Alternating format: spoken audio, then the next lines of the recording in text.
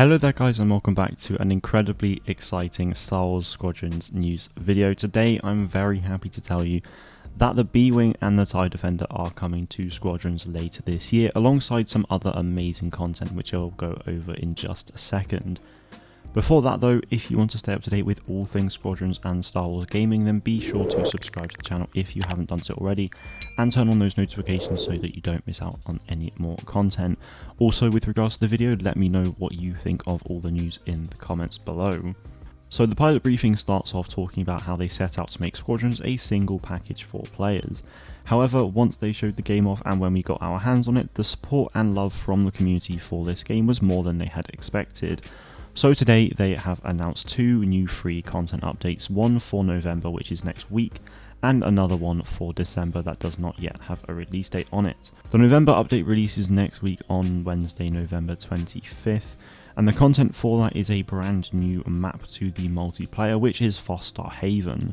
Star Haven is the location where the prologue takes place in the Star Wars Squadrons campaign, and it has been adjusted to better fit a multiplayer experience for both the dogfight mode and fleet battles. It says here that we'll have a chance to fight in crowded dockyards and in the openness of space. Now I'm really excited to see this map and how differently it plays compared to the other maps. Alongside this new map as well, we will be receiving balancing changes, bug fixes, and 4 brand new components. These components are the boost extension kit, ion rockets, the prototype piercing torpedoes, and lastly the anti-material turret.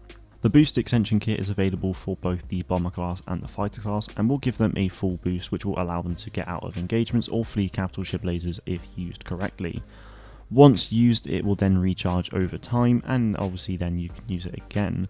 What the actual recharge time is we don't yet know, but we will find out next week. Next is the ion rockets. Now this is a component for the interceptors and the fighters, making them even more viable against capital ships, and if you're accurate enough, against enemy starfighter shields. The ion rockets move at half speed compared to normal rockets, however you can use them at the same time as other components as well, and obviously deal some pretty heavy damage to enemy capital ship shields. Next we have the prototype piercing torpedo, which I'm really keen to use. This component is for the bombers and the fighters and will shoot torpedoes that actually go through capital ship and flagship shields, meaning that you could take down enemy subsystems without even touching the shields. It's worth noting that the fighter class will have half the ammo than the bomber class for this, as they are the two classes that are available. I imagine it's probably a balancing thing really, but yeah, they will have half for the fighters than the bombers. And this is definitely something I can see myself using when I really get to it, and it's components like this that really change the way that you can actually play Squadrons, so I'm really excited to actually go on and use them. The last component being added is the anti-material turret, which is for the support class. These are turrets that focus on flagship subsystems, turrets, and capital ships. Whilst they aren't effective against enemy starfighters, they are going to be a great way for support ships to also take down the enemy flagship, so to further support your team with that. So that's it for the November update, which is dropping next week. But that is not all, as in December we have an even bigger update that I am insanely excited for, and that is because we're getting 2 highly requested starfighters added to the game, but we are also going to be getting custom matches as well. As I told you at the start of the video, we are receiving the B-Wing for the New Republic and the TIE Defender for the Empire as 2 brand new playable ships.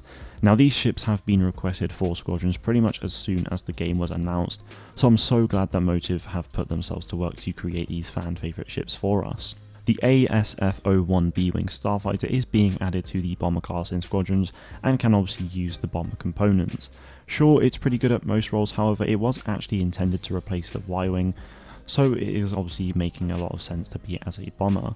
The TIE Defender enters the battle as a fighter, being able to obviously use the fighter class components.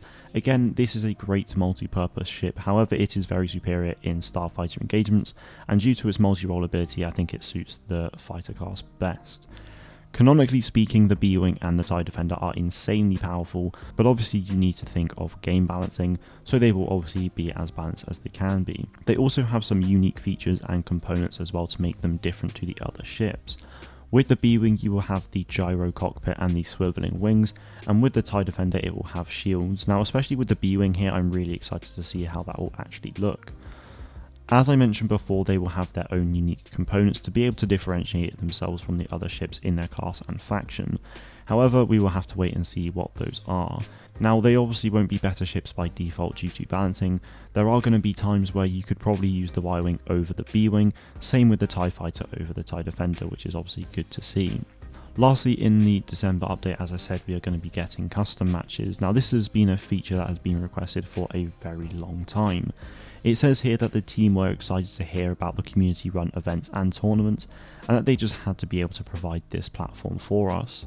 Now, that does really make me happy, and it's clear that the community has actually made a difference and that they are listening.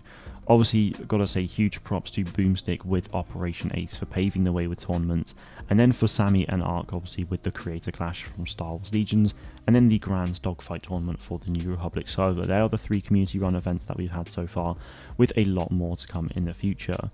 Now, as someone who is actually going to be working on Legions events going forward, I'm really keen to see what we can actually do, so a big thank you to Motive for actually listening to us and being able to bring this feature to the game.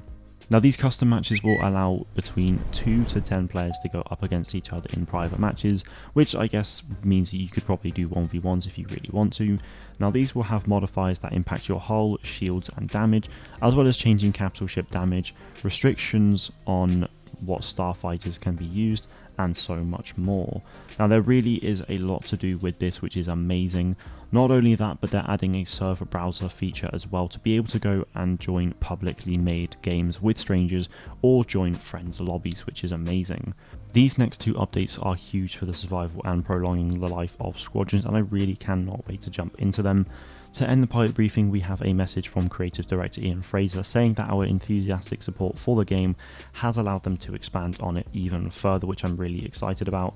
Hopefully we can see more content beyond these 2 updates going into 2021, but honestly I'm just really happy to see that this game actually gets more.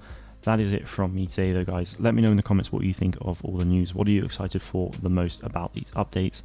Thank you all very much for watching, and may the force be with you always.